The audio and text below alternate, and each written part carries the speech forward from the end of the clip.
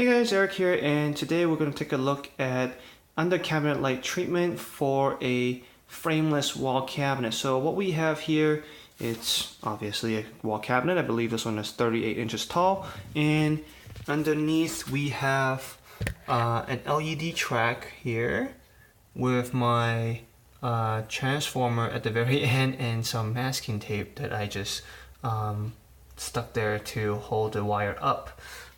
And since it's underneath of the cabinet, I don't really mind what that looks like. So let's get started. Normally, a wall cabinet in a frameless construction is going to be completely flushed, meaning the bottom panel here would be the same height as your bottom of the cabinet at 38 inches tall. What that does though is it makes your under cabinet light treatment exposed beneath your door here. So what I've done is I've basically raised the cabinet here. Let me focus again.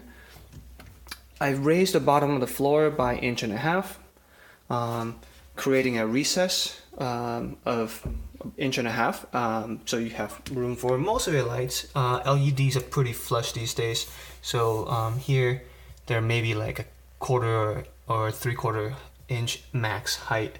The transformer though is going to eat up a little bit more space, so and then what I did was, instead of just leaving it as that, I put a solid wood trim underneath the shelf here. So what that does is when you have your doors closed, you don't have light shining through this little crack here between your doors.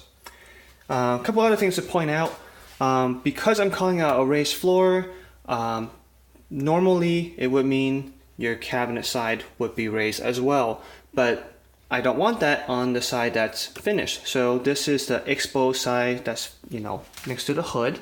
And obviously I want this painted the same color as the front rather than having a clear plywood or clear furniture board finish. So whenever this happens, I make sure that the gable here, the side panel is called the gable is flush with the 38 inch, the height of my cabinet, versus the unfinished side. So where this is, let me take a step back.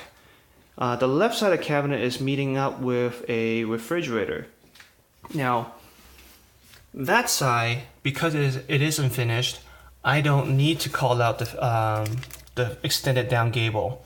So that side is also going to be raised by 1.5 inches versus my right side that is coming down full 38 inches tall. And that meets my door right there. Another thing we did here, my installer did anyway, so he added a piece of solid wood stock over here at the back. This way it's just so it was easier for him to do tile. Normally it really doesn't matter if you're just painting and you have like a 4-inch backsplash, but because I have a full height tile backsplash and I was doing glass, he really didn't want to have a notch right here for the cabinet. So he thought it'd be easier to just nail a piece of filler and then flush it with the bottom of the box. Then he can just have a clean straight line across. So yeah, and then another thing I want to point out, I'm going to walk over here to the right side. So we have two cabinets here next to each other. You have a 15-inch or so cabinet on the left, and then you have a double door on the right. Now about that raised 1.5 inches earlier. So here we have obviously the same matching height, 38 inches tall on both sides, so it's all flushed.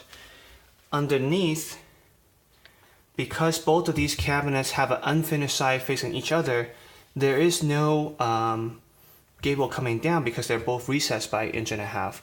And what that allows me to do is to have a continuous piece of light strip going straight across all the way around. So I don't have to buy different size lights to accommodate this situation.